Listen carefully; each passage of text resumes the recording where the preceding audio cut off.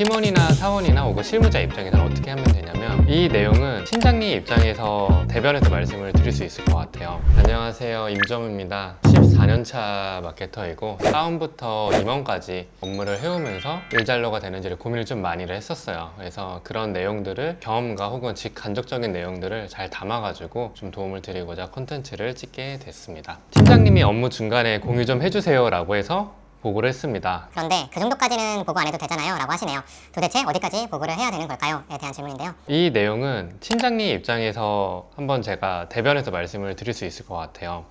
직원들이 이제 왜 중간에 업무를 보고 안 할까요? 라는 게 이제 팀장과 임원분들의 좀 니즈기도 하거든요. 그래서 중간 과정이 결국에는 궁금한 거예요.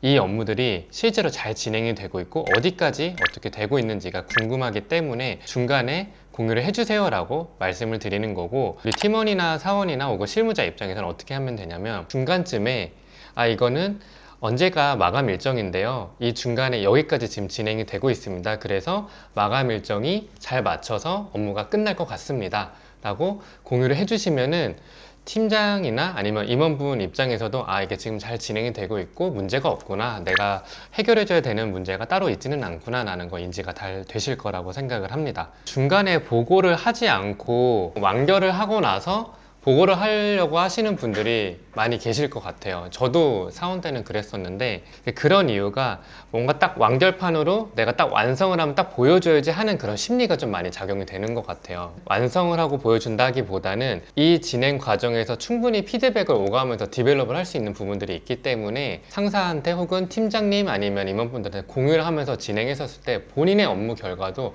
더 잘 나올 수 있는 방법이 되기 때문에 중간 보고는 내 업무가 더 잘 되기 위함이다 라고 생각하시고 공유를 해주시면 좋을 것 같습니다. 지난주에 업무 내용을 공유했는데 회의에서도 설명을 했고, 근데 또 이번 주에 물어봅니다. 왜 자꾸 같은 걸 묻는 걸까요? 이게 왜 묻는 거냐면, 보고를 했다고 해서 내가 이제 인지가 됐으니까 이제 안 물어봐야지, 이게 아니에요.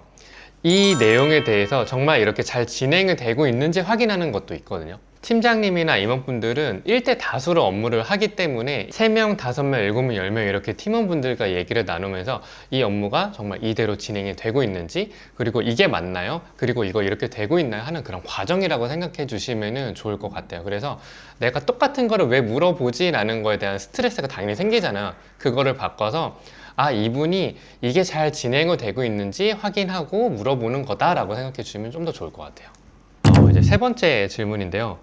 보고 드릴 때마다 그래서 결론이 뭔데요? 라고 하셔서 결론부터 말하면은 이거는 좀 근거나 배경 설명이 너무 부족하네요 라고 하시네요. 도대체 어떻게 보고를 해야 하나요? 라는 내용인데요. 실제로 우리가 보고를 하면서 상대방이 어떤 걸 원하는지 조금 캐치할 필요는 있어요. 성향에 대한 부분도 있긴 하지만 가장 간단하게 제가 팁을 드릴 수 있는 방법은, 보고는 2갈씩 업무로 보고를 하는 게 조금 더 유리해요. 왜냐면은 사람은 내가 이 내용에 대해서 어떤 결론이 오는지에 대한 거 먼저 좀 듣고 싶어 하거든요. 그리고 거기에 대한 근거를 좀 원해요. 팀장 같은 경우에는 임원분들한테도 그거를 보고하는 역할이 그 샌드위치 역할이기 때문에 왜 이 결론이 나왔는지 부가 설명이 필요한 거고, 그게 설명이 되지 않는 상태에서는 서로 또 의사소통에 문제가 발생하게 됩니다.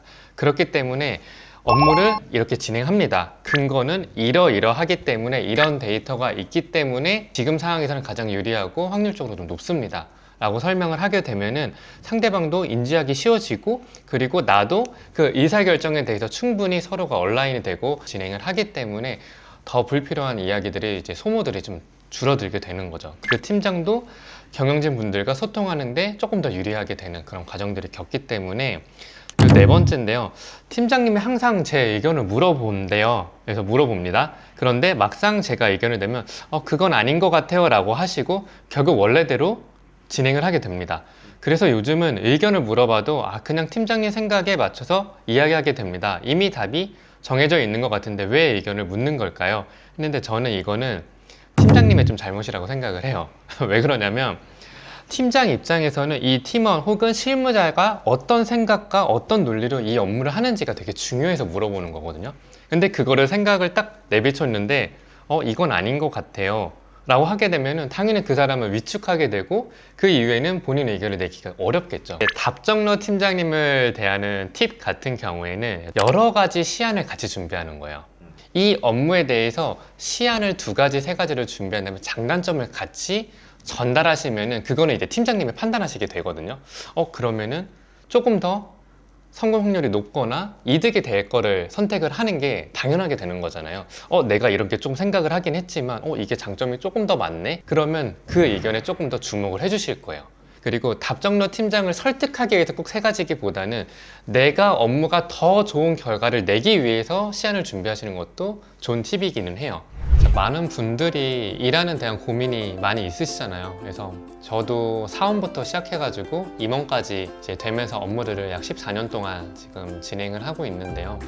궁금하신 것들이 좀 말 못할 질문들도 있을 것 같아요. 내가 이 고민들을 누구한테 좀 얘기를 해야 되지? 이거를 좀 터놓고 얘기를 하고 싶다. 좀 듣고 싶다. 댓글이나 아니면 저한테 DM이나 이런 걸 보내주시면은 제가 이런 것들 다 취합을 해가지고 그런 거에 대한 답변을 드릴 수 있도록 준비를 할게요. 그래서 많이 물어봐 주시고 같이 만들어 갈 수 있는 채널이 됐으면 좋겠습니다.